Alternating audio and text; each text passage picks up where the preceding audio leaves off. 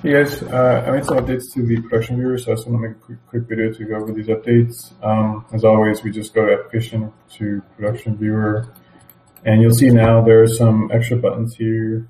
Basically, we found that there were a lot of discrepancies in the way we were doing the production macro, so I created two methods. The first one, the predictive method, is the one that we initially came up with, and this method, as you know, it tries to assign the run tickets to the gauge reports the best it can, just based on some simple logic.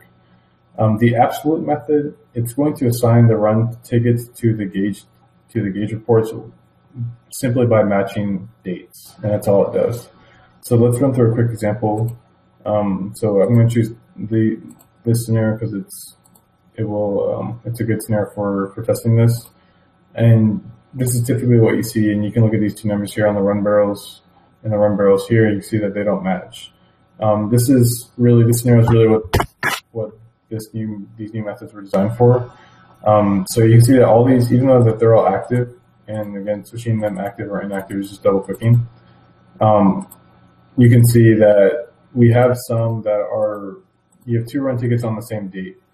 So also I added in a gauge date field to the run tickets, and this gauge date basically ties into the matching gauge date on the gauge reports. So the advantage of having a gauge date is that we can alter the dates of the run tickets without actually altering the run date. So if you just alter the gauge date on the run tickets table, then you can force it to match a record in the gauge reports. So the first thing you want to do is you always want to run the predictive model first.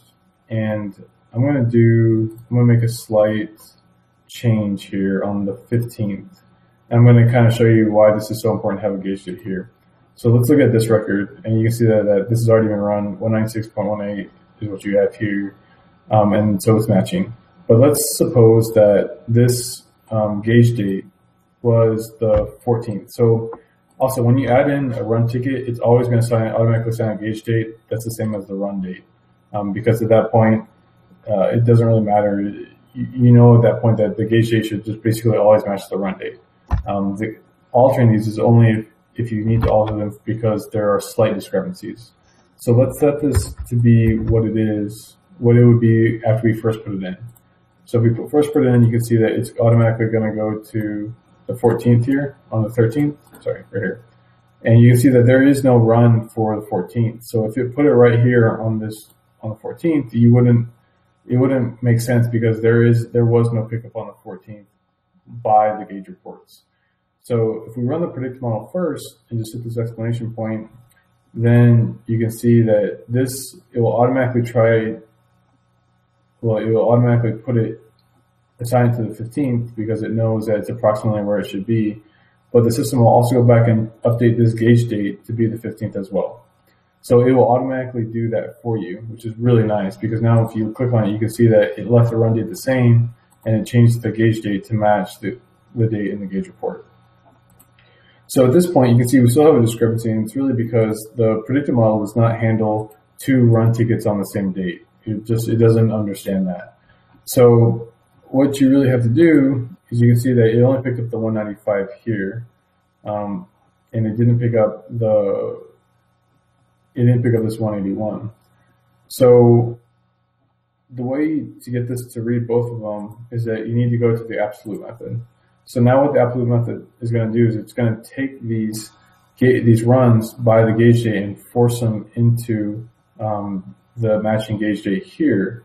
But the reason why it's so important to run the predictive model first is because you need to get the system to change these dates to approximately what they need to be before you run the absolute method. As you know, the last one said the 14th. So had we run the absolute for the predictive, it would have tried to force it here on the 14th. So now that we ran the predictive model and it approximated dates where they should be, now all you do is hit the absolute button and run it, and then you'll see that here it'll automatically concatenate them if there are more than one for the run types, and you can see it added these run barrels here by adding 195 and 181, and you can see that this is actually much more in line with what really happened because you lost 341, and it's reflected in these two run tickets. That's pretty much it. So hopefully this will be a lot faster. These little Excel buttons are just, all this does is it takes what's in here and it puts them into the table, so you can just grab it, copy and paste into Excel if you want to analyze it. This is really helpful for me because when I have to do analysis, I need to get the data out. And it's the same thing for this one as well. Okay, another thing really quick on the production entry. I did create a button here now for adding in, or I'm sorry, for deleting records. So I'm going to make a dummy record really quick. We'll just say that it's going to be on whatever. And we'll just say it's an estimate. Or so let's say it's a measure. Okay, so I'm just going to comment. It says I need to remove it, just the dictionary out, and then we'll go ahead and add it, and then we'll go back and look at it again. And I just sort them to see the recent one. So this is the one that we just put in. So all you have to do now is just highlight the row, click on the X, and it automatically deletes it for you from this view.